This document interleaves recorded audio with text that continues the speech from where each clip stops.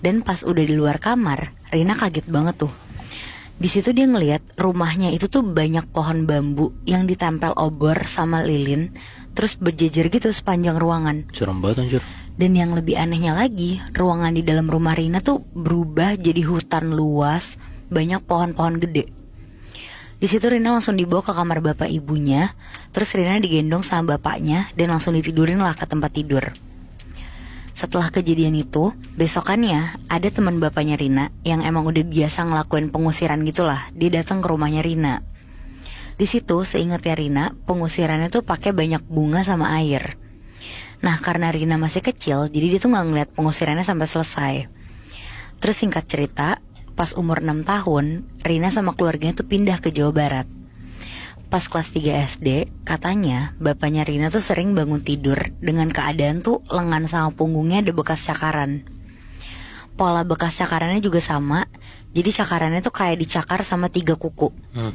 Nah kata teman bapaknya Rina ini, bapaknya ini masih diikutin sama siluman harimau warna putih yang tempat tinggalnya tuh di Magelang. Tapi setelah itu teman bapaknya Rina tuh ngingetin bapaknya buat selalu hati-hati. Dan karena kejadian itu, Rina tuh jadi dapat jawaban tentang sisik ular yang dialamin itu waktu itu. Ternyata di rumah Magelang sana emang banyak yang nunggu rumah itu. Salah satunya tuh siluman ular yang bukan cuma 1, tapi ada 2. Wow. Dan kedua ular itu tuh selalu ada di atas rumah. Rumah di Magelang itu tuh jadi kayak komplek baru gitu, jadi masih sedikit lah rumahnya. Dan lebih banyak tuh kayak ada semak-semak, sawah, sama kebun orang gitu. Terus ada lagi nih Moibi, cerita yang gak cuma dialamin sama ibunya Rina dan Rina sendiri, tapi persisnya yang ngalamin tuh adiknya yang masih kecil. Jadi kejadiannya ini tuh 2 tahun yang lalu, tahun 2022. Awal mulanya ibunya Rina nih lagi ngandung anak yang ketiga. Jadi anak pertama itu Rina, terus yang kedua tuh ada adik laki-lakinya yang masih kelas 2 SD, dan yang ketiga ini masih di kandungan. Nah waktu ibunya lagi ngandung selama 9 bulan itu, gak ada kejadian apa-apa sama sekali.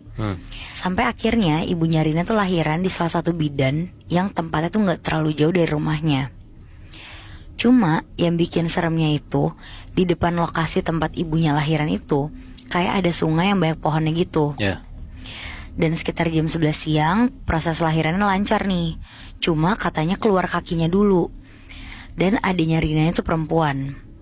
Seminggu berlalu gak ada apa-apa sama sekali, normal-normal aja.